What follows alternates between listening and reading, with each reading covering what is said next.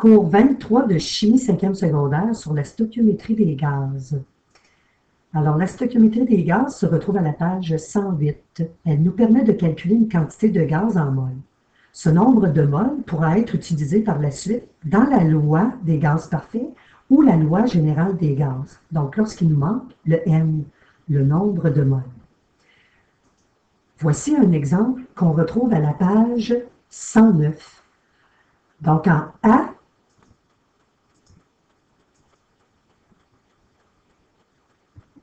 on nous demande de trouver le volume de dioxygène. Alors, on va poser notre problème. Je vais passer quelques lignes pour poser mon problème.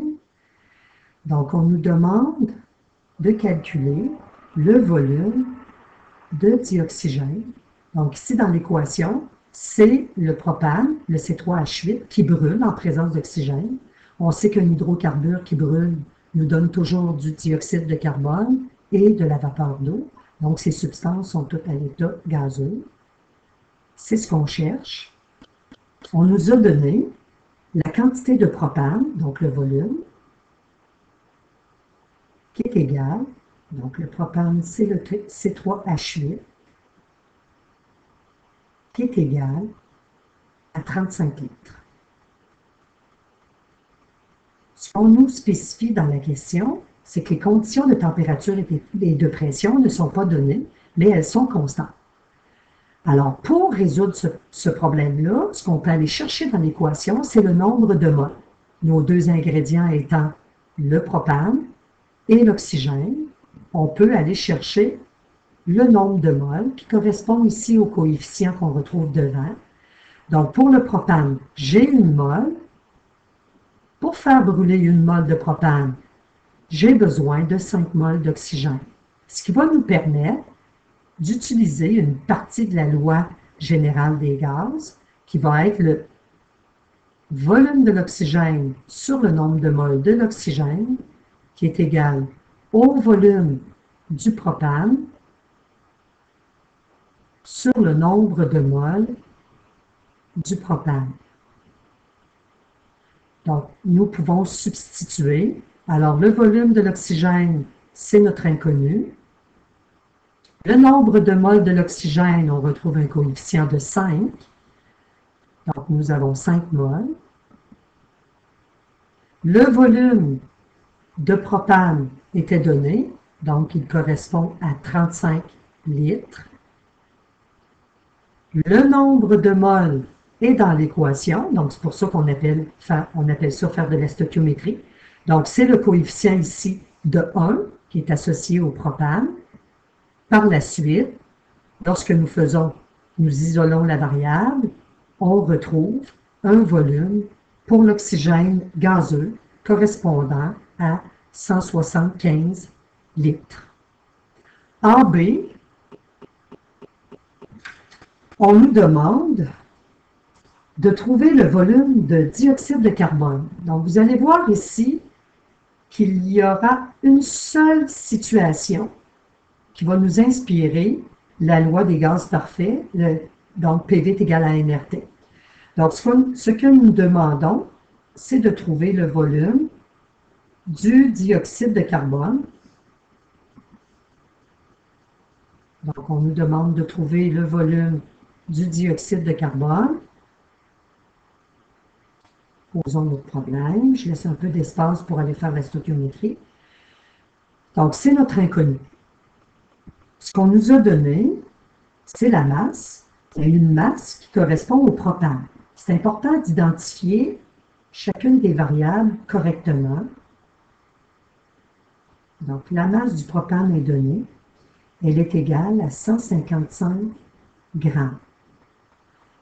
On nous dit que cette expérience, elle est faite avec des conditions de température ambiante et de pression normale. Donc, la température correspond à 25 degrés Celsius. On peut transformer tout de suite en Kelvin,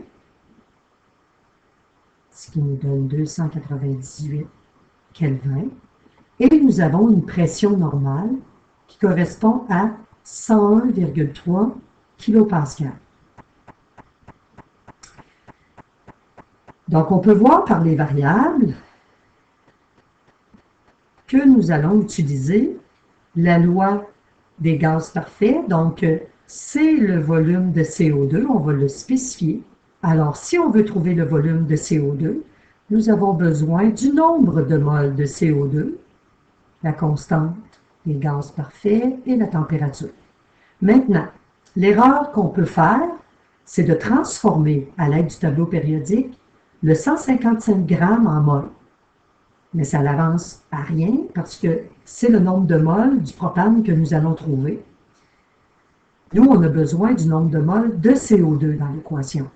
Donc, ce que nous allons faire, tout simplement, avec notre masse ici, nos deux ingrédients, le propane et le CO2, donc nos deux substances, le propane et le CO2, avec le connu ici qui est la masse du propane, donc 155 grammes, et notre inconnu qui est notre nombre de moles, hein, c'est notre nombre de moles ici qu'on veut trouver de notre CO2. Nous allons aller chercher les autres valeurs dans l'équation, c'est pour ça qu'on appelle ça faire de la stoichiométrie. Alors ici, j'ai des moles. Alors, ce qui représente les moles dans l'équation, c'est le coefficient. Ici, nous avons des grammes, donc nous allons aller chercher la masse du carbone dans le tableau périodique qui est 12 grammes, plus, donc 3 fois la masse parce qu'on a 3 atomes, plus 8 fois la masse de l'hydrogène qui est 1 gramme. Donc, pour un total ici de 44 grammes. Donc, lorsque nous effectuons le calcul ici, pour trouver le nombre de moles, le X, ici, donc le M du CO2, nous allons retrouver une valeur de 10,57 moles. Il nous reste tout simplement à substituer ici nos valeurs. Donc, pour la pression, 101,3, je vais laisser tomber les unités, multiplié par le volume, notre inconnu, le volume de CO2, le nombre de moles que nous venons de trouver, fois la constante des gaz, fois la température de 298 Kelvin. Lorsque nous isolons le CO2, le volume du CO2, nous obtenons un volume d'environ 258,35 litres.